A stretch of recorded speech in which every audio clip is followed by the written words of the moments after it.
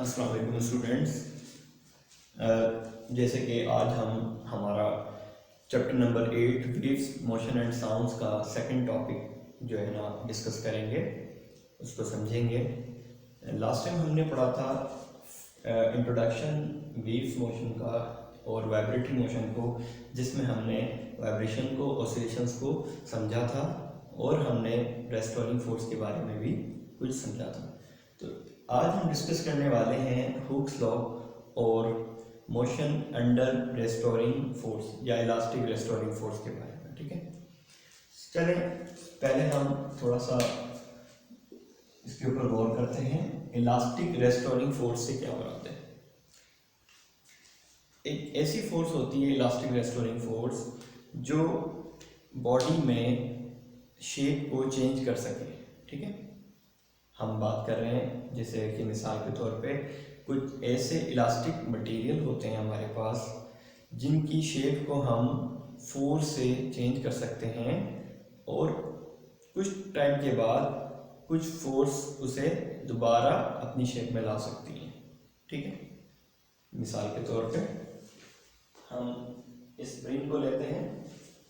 See here, ये हमारे पास एक स्प्रिंग है। ठीक है, अब स्प्रिंग को अगर हम इस तरह से स्ट्रेच करेंगे तो ये अपनी शेप से जो है अपनी शेप को चेंज करेगा। ठीक है, हम कहते हैं इसको extension. This is extension of a spring. When I release from extreme point, what happened? It start vibrating. ठीक है, लुक एट दिस। अगर हम इसको यूँ समझ लें, अगर इस स्प्रिंग को मैं इस तरह से एक्सटेंड करूं, एक्सटेंशन दूं, तो क्या होगा? बेसिकली एक फोर्स एक्सर्ट होगी। ठीक है, अगेंस्ट द एक्सटेंशन। जिस डायरेक्शन में मैं इसको एक्सटेंड कर रहा हूं उसके अगेंस्ट फोर्स एक्सर्ट करे, अप्लाई होगी इस तरीके से। सॉरी, तो किस तरह हम देख रहे हैं इसको? इधर देखें, हमने ये देखा कि when we extend spring, what happened? हमने इसको कुछ इस तरह से एक्सटेंड कर लिया। ठीक है, गौर कीजिएगा। What happened then? A force is exert against extension. ठीक है, ये कंप्रेस था, हमने इसको स्ट्रेच किया तो एक फोर्स एक्सर्ट की। ठीक है, अगेंस्ट द एक्सटेंशन। तो इस फोर्स को हम क्या कहते हैं? Elastic restoring force. ठीक है, ये इलास्टिक रेस्टोरिंग फोर्स कहलाती है। लास्ट टाइम भी हमने इसको पढ़ा था। चलिए हम अब ये समझेंगे हुक्स लॉ क्या होता है। इलास्टिक रेस्टोरिंग फोर्स तो हमें पता चला। इलास्टिक रेस्टोरिंग फोर्स बहुत सारी जगह पे इस्तेमाल होती है। जैसे रबड़ बैंड के हवाले से, अगर आप कोई भी रबड़ को खींच रहे हैं या कोई भी इस तरह के मटेरियल की बात कर रहे हैं तो हम इलास्टिक रेस्टोरिंग फोर्स की मदद से बहुत सारे काम करते हैं। ठीक है, चलिए हम समझते हैं हुक्स लॉ को। So first of all we want to understand what is the statement of the Hooke's law. So Robert Hooke, इनका पूरा नाम था Robert Hooke, was an English scientist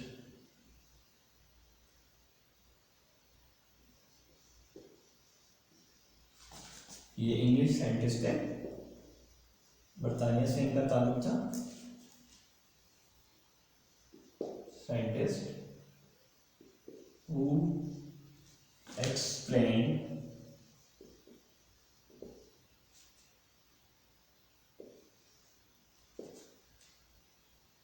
elastic restoring force and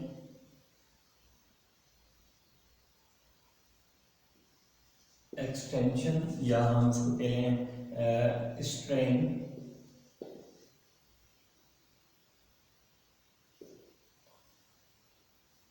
and relation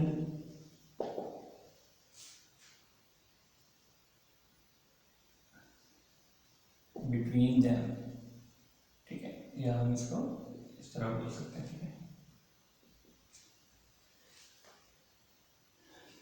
अब इस पर गौर करेंगे हम।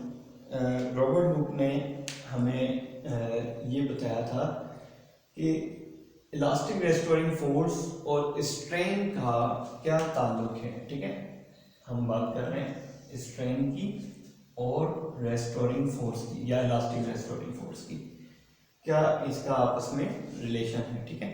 अगर हम इसकी शॉर्ट डेफिनेशन देखें, इसकी स्टेटमेंट देखें हुक्स लॉ की, तो हम इस तरह से भी लिख सकते हैं इसको, रेस्टोरिंग फोर्स, या हम इसको और सिंप्लीफाई कर लें, फोर्स इज डायरेक्टली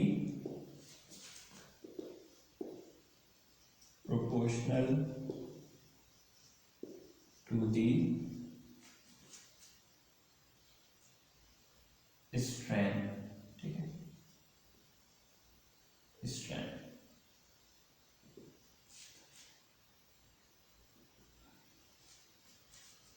अगर हम इस फोर्स को एक और भी नाम दे सकते हैं, ठीक है, स्ट्रेस का भी नाम दे सकते हैं, ठीक है। Stress is directly proportional to the strain, ठीक है।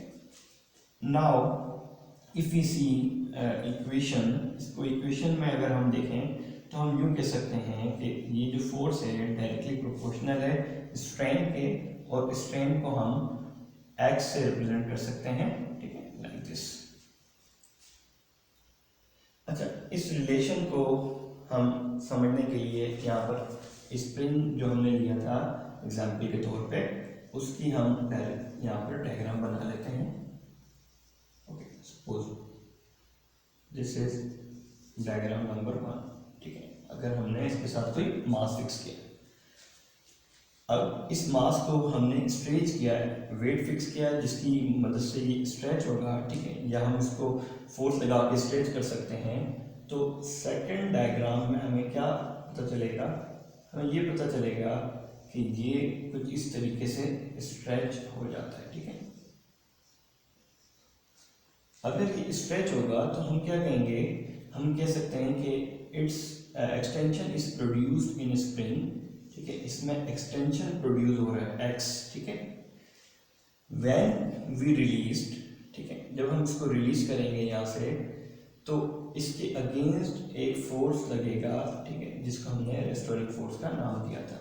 So now you can see, पहले हमने इसको स्ट्रेच किया, फिर ये कंप्रेस होगा, ठीक है, अपने जीरो पोजीशन पर आएगा या अपनी मीन की तरफ दोबारा से आएगा, then again it's repeats its motion, ठीक है, ये अपनी मोशन को बरकरार रखेगा। सो यू कैन अंडरस्टैंड कि जितना हम इसको स्ट्रेच करेंगे उतना ही रेस्टोरिंग फोर्स एक्सर्ट करेगा, ठीक है। सो इस रिलेशन को क्या कहते हैं हम, force is directly proportional to the x, ठीक है, stress is directly proportional to strain. If I put minus here, then easily you can understand negative sign give you opposite direction, ठीक है, it negative sign shows opposite direction, दोनों की direction opposite है, इस वजह से हमने नेगेटिव साइन पुट किया। सो I take the constant k, so it becomes an equation. constant k क्या है हमारे पास, दिस इज स्प्रिंग कांस्टेंट, ये हमारे पास आ गया स्प्रिंग कांस्टेंट, ठीक है, या हम स्प्रिंग कांस्टेंट को ये भी बोल सकते हैं F ओवर माइनस एक्स, ठीक है। तो यहाँ से हम इसकी SI यूनिट भी देख सकते हैं, what is the SI unit of K, force की न्यूटन होती है, और x जो है डिस्प्लेसमेंट है, हमने पढ़ा था पहले भी, तो ये x जो है इसको हम मीटर में लिखेंगे। So the SI unit of K is Newton पर मीटर, ठीक है, ये इसकी SI यूनिट होगी। दिस इज हुक्स लॉ, ये इसको हम हुक्स लॉ कहते हैं।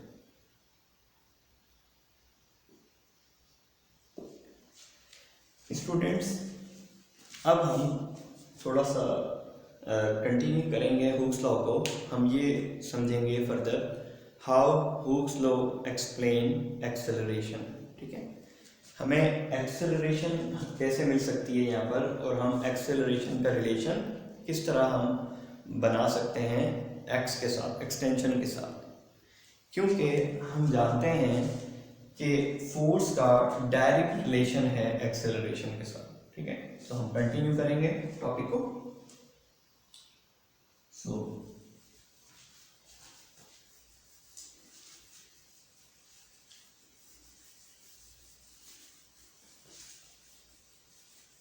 So student, we obtain the equation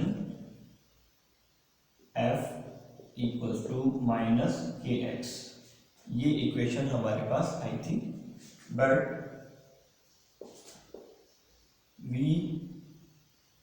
we know that according to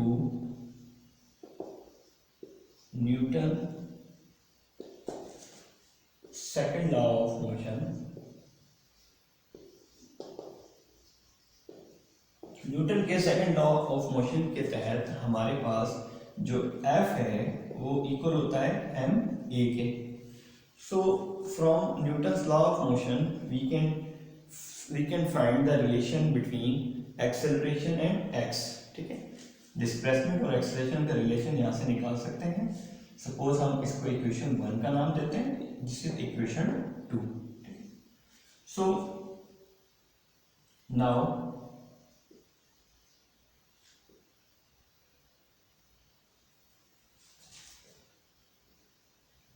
compare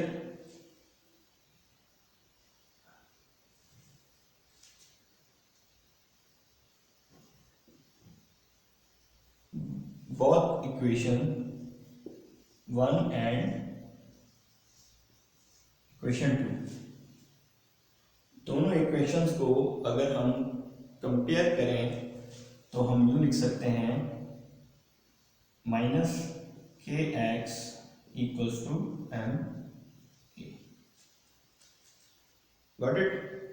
So from this we can arrange, ठीक है, हम इसको यूं कर लेते हैं x के को अगर हम इधर शिफ्ट कर दें या हम m को इधर शिफ्ट कर दें। ठीक है, चलिए हम m को अगर इधर ले आते हैं तो हमारे पास क्या आती है वैल्यू, इधर देखें माइनस के m x equals to a। अब हम ये देख सकते हैं कि m and k upon m is a constant. ये हमारे पास कांस्टेंट है, k स्प्रिंग कांस्टेंट था और m for the mass constant. तो इस कांस्टेंट को अगर हम यहाँ से थोड़ी देर के लिए रिमूव करके देखें तो हमारे पास कुछ इक्वेशन ऐसे बनेगी, x directly proportional to a। ठीक है, या हम इसको यूं लिख सकते हैं a directly proportional to x। ठीक है, and negative sign shows opposite direction.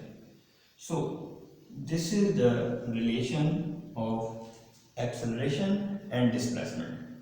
तो यहाँ से हम स्टूडेंट ये समझ सकते हैं कि जो एक्सेलरेशन है वो डायरेक्टली प्रोपोर्शनल होगा डिस्प्लेसमेंट के, क्योंकि हम जानते हैं जितना ज़्यादा रेस्टोरिंग फोर्स या हम जानते हैं जितना ज़्यादा एक्सटेंशन होगा, ठीक है, उतना ही रेस्टोरिंग फोर्स ज़्यादा होगा। ठीक है, और रेस्टोरिंग फोर्स ज़्यादा होगा तो एक्सेलरेशन भी ज़्यादा होगा, because force is directly proportional to a. Thank you very much.